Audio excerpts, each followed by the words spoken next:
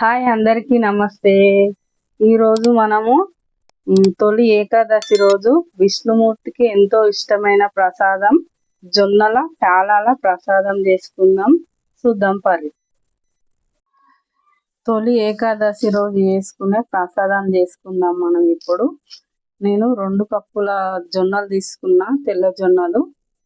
ఇప్పుడు ఇవి ఉడికించుకుందాం.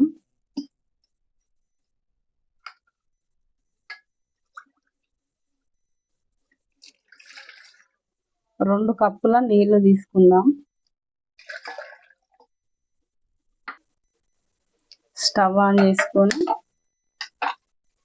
నీళ్లు పెట్టుకుందాం. నీళ్లు మసిలేటప్పుడు జొన్నలు వేసుకుందాం. నీళ్లు మంచిగా మసులుతున్నాయి కదా, ఇప్పుడు జొన్నలు వేసుకుందాం.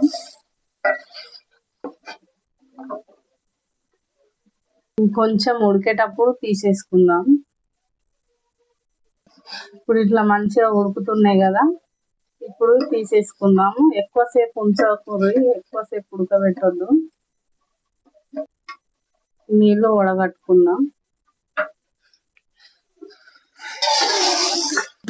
జొన్నలు వేడి కాకుండా ఇప్పుడు ఎంబడే చల్ల నీళ్ళు పోసుకుందాం. కాటన్ బట్ట తీసుకొని మంచిగా ఆరబోసుకుందాం. ఇవి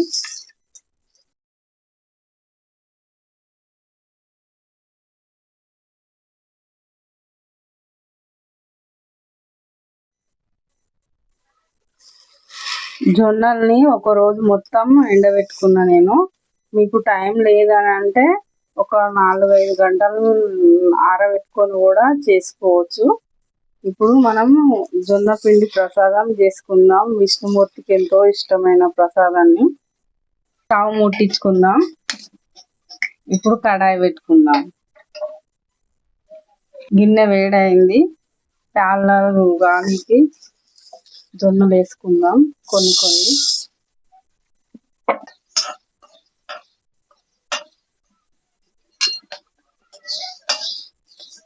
మంచిగా పేలాలు ఆవుడు స్టార్ట్ అయినాయి కదా, ఇప్పుడు మూత పెట్టుకుందాం. ఇవి పేలాలు మంట పెద్దగా పెట్టుకొని చేసుకోవాలి. మూత తీసి పేలాలు అవుతున్నాయా చూద్దాం.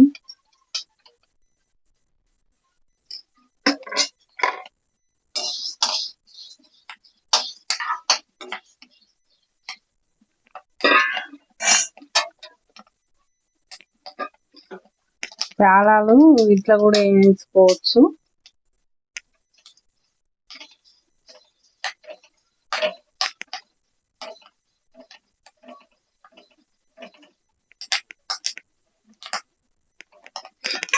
మూత పెట్టుకున్నాను. ఇప్పుడు నా దగ్గర కాంచు మూత లేదు కాబట్టి నేను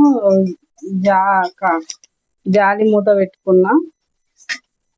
ఇప్పుడు మంచిగా పేలాలు అయినాయి కదా. అన్ని పేలాలు కావు, కొన్ని విరిగిపోతాయి.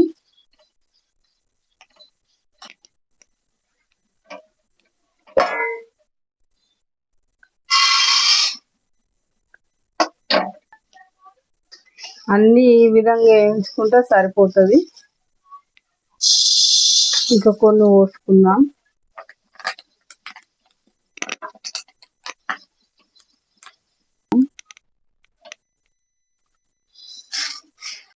జొన్న పేలాలు మిక్సీ పట్టుకుందాం.